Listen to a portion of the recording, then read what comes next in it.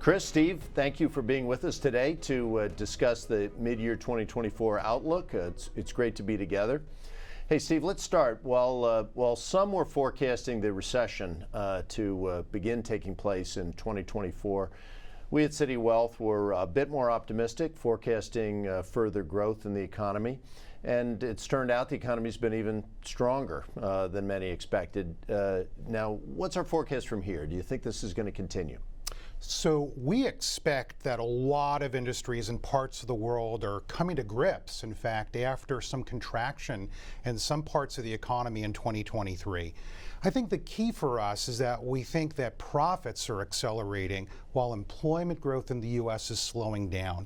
A lot of the world economy has just been out of sync since the pandemic. That makes it unusual. So markets have dialed back their expectation of rate cuts.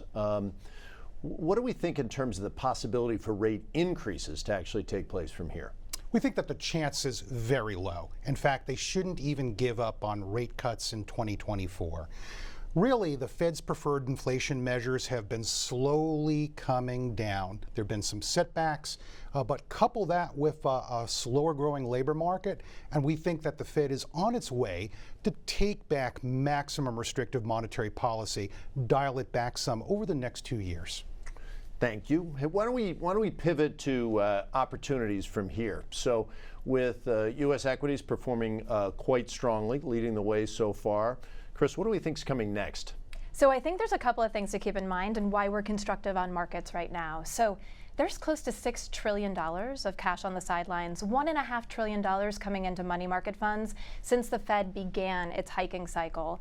We know that earnings also troughed last year in Q3 of last year. We're seeing that broadening out of earnings. We believe that Fed funds have peaked, and we see disinflationary forces take force. So maybe not as quickly as the Fed would like. Maybe this last mile is going to take a little bit longer. So what does that mean for portfolios? It means that we anticipate earnings growth this year of about 8% with a broadening out. So how do you express that? There's a couple of key ways. The first would be just a simple expression of equal weight S&P 500. Instead of having those concentrations in the market capitalization weighted index, use that broad-based exposure.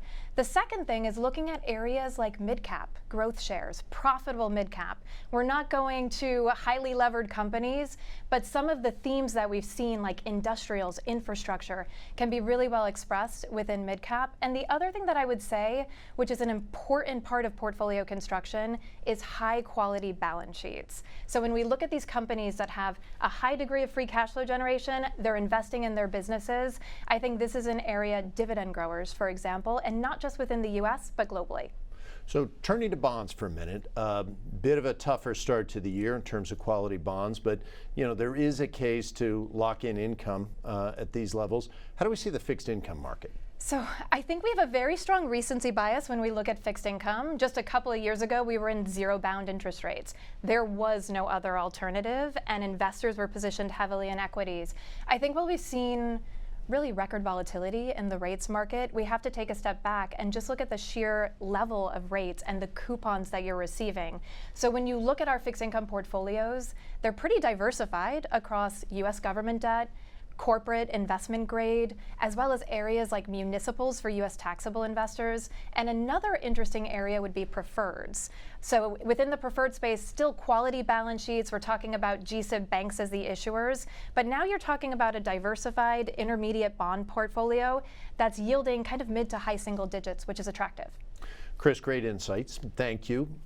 Steve, why don't we turn to the world of technology and specifically AI? Of course, AI stocks have been on a run.